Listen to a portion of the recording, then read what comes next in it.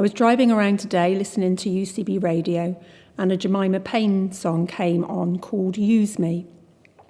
The lyrics really spoke to me, and I wanted to share my thoughts with you in case they resonated with you too. These are the words of the chorus. Would you use me if this is all I had to bring? Could you use me knowing everything about me?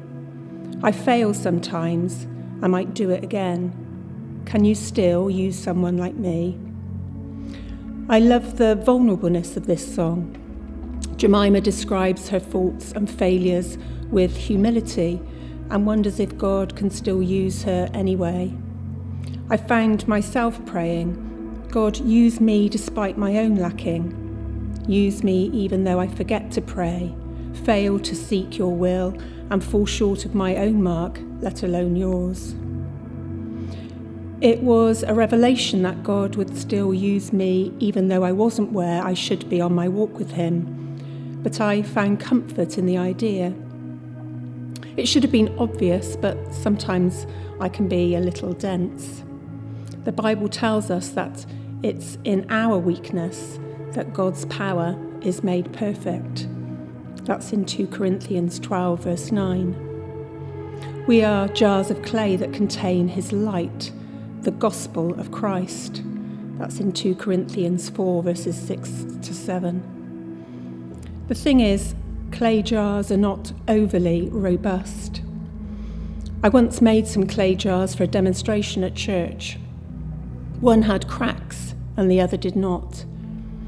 I shone a torch down the neck of the perfect clay jar, and of course the light could no longer be seen. When I did the same to the cracked jar, the light shone through the cracks, and the plain and seemingly useless jar became something beautiful. That's another thing about clay jars. They are functional and serve a purpose, but they are not things of great beauty. It's the light that shone through the cracks that made my demonstration jar beautiful. And so it is with us. We should not be trying to present ourselves as perfect and polished, because God is not glorified through whatever level of perfection we are striving to achieve or present to others.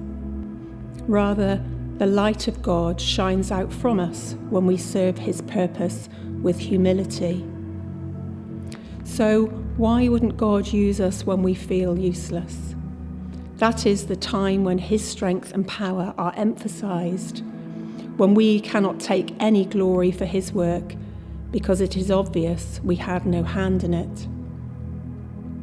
I think of Jesus, born to a young girl of no standing, who was from a town that no one had anything good to say about.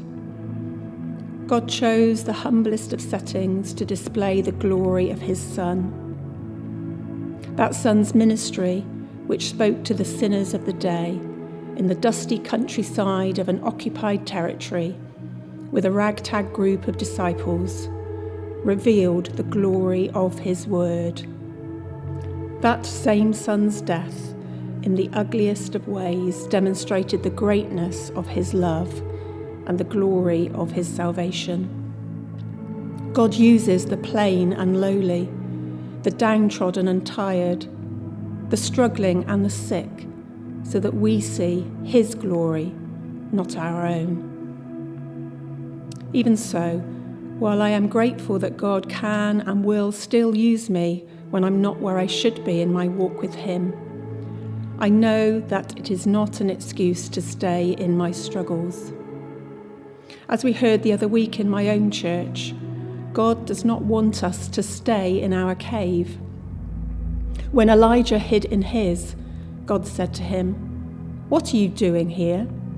That's from 1 Kings 19, verse 9. God met Elijah in the cave, but called him out of it.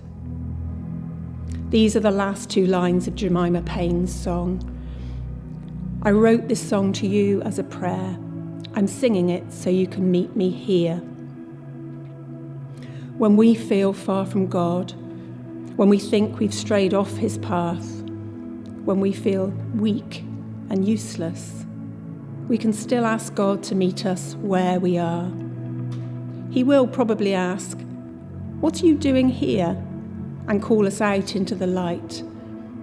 But in our request for him to meet us where we are acknowledging his sovereignty, asking for his help, and offering ourselves to be used in the place we are at, even if that's a place of weakness. And God can work with that. Ask God to use you today, no matter where you are.